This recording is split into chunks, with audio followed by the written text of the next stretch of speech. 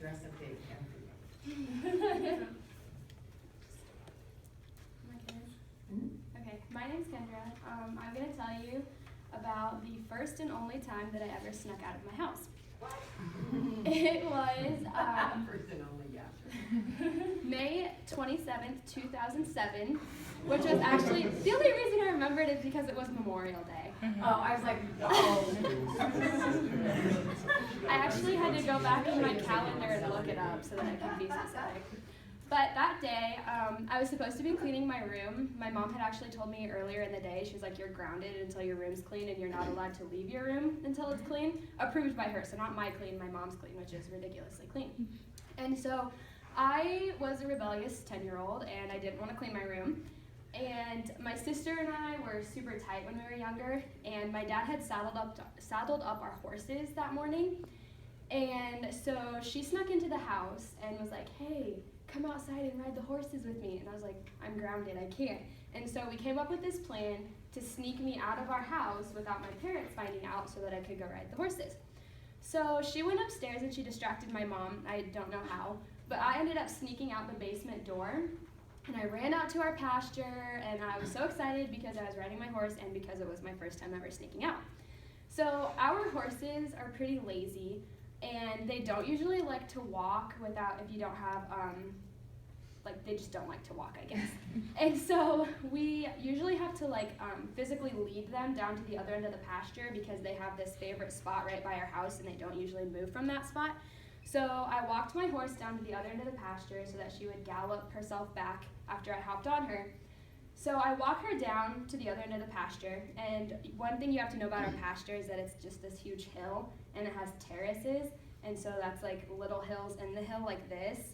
And so I go to get on my horse, and she's standing on one of the terraces. So there's a huge dip right by where she was standing. And we didn't know this at the time, but when you saddle up my horse, she puffs her stomach full of air, and you actually have to knee her in the stomach multiple times or walk her around so that she puffs the air out, otherwise the saddle isn't tight. And so I walk her down, I go to get on her, and the saddle slipped, and it fell to the side, so I'm sitting on her sideways like this, and she takes off running and is bucking and kicking, and I wasn't a professional bull rider, so I went flying off.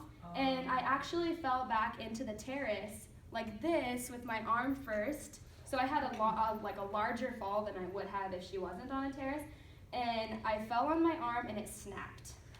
And it was right here above the elbow.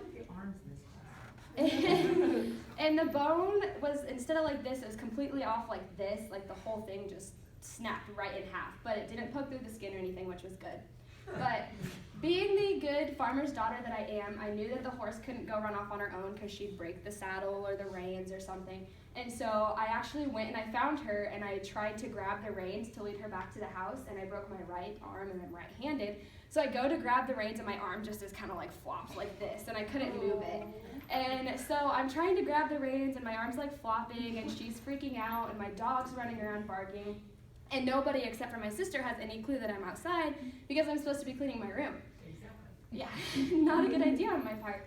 So my mom's inside actually folding laundry, and my sister was downstairs watching TV or something, and my mom didn't realize what was happening until the dog starts barking, and she's like, what's going on? So she looks out the window and sees the horse bucking and kicking by the window with the saddle on sideways, and she's like, oh my gosh, because she didn't know any of the kids were supposed to be on the horse, because I was supposed to be cleaning my room and my sister was already done. So my mom goes running outside to see what's happening, and by the time she got out there, I had already walked all the way back up the hill to get to my house, and my arm's still dangling here. I didn't cry, which was good. I was just screaming in pain, and all of my neighbors that live half a mile away could hear me, so they're all outside walking towards our house what's going on? And my mom's like, it's okay, I've got it under control. So she calls my dad, and my dad's freaking out, and he's like, well, because he's an EMT and my mom wasn't at the time. And he goes, well, if her arm is really broken like that or whatever, or dislocated, you need to take her to the hospital. And my mom didn't think she could handle it because I was screaming and in so much pain. So she calls the ambulance, and they came, and I had a death grip on my arm. I was holding it because I was scared it was gonna fall off or something. So I'm holding it, and they actually just taped my arm, my hand to my arm and splinted it like this. So then they take me to the hospital in Broken Bow, And the broken bow doctors are like, no, we need to get to your hand so we can put an IV in. And I would not let them touch my arm, so they had to put it in my foot, which wasn't really ideal, but whatever. It works. And then the doctors at Broken Bow actually couldn't do anything because it was like out of their range. It was broken too bad. So then they transferred me to here in Kearney. So then I had to ride in the ambulance all the way to Kearney again. And on the way to Kearney, I started freaking out because there was this really bad pressure on my legs. And so the EMTs were like, oh my goodness, she probably broke her leg or something. And I was wearing my favorite pair of jeans. And so my dad's best friend actually had to cut my jeans. And I still haven't let him live that down to this day. I always see him, I'm like, hey, remember when you cut my favorite pair of jeans?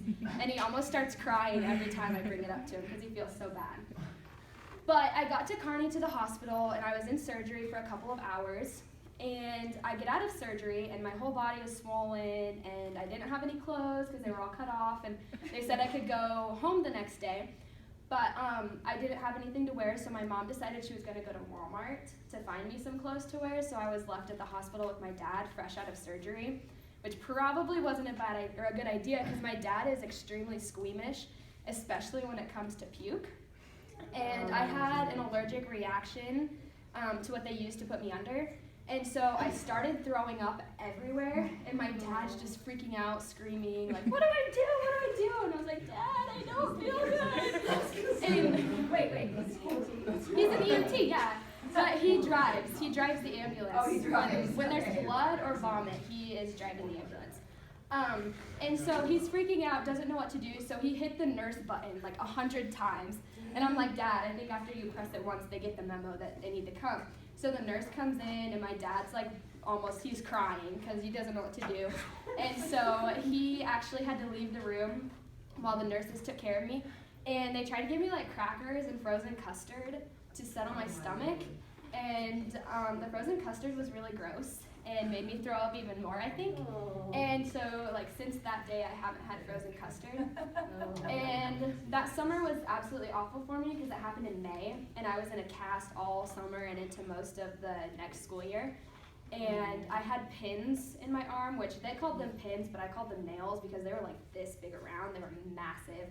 And so I didn't get to do anything all summer, and all my friends were like, Kendra, come to the pool with us. And I'm like, yeah, screw you guys, I'm in a cast, I can't swim. And so we also had a bunch of, like, my 4-H club and my youth group did a bunch of, like, fun water activities, and I just got to sit by and watch as they all had fun, and I'm miserable, and I had a weird tan line, and my arm was really wimpy after that. But that is the reason that I never snuck out of my house in high school.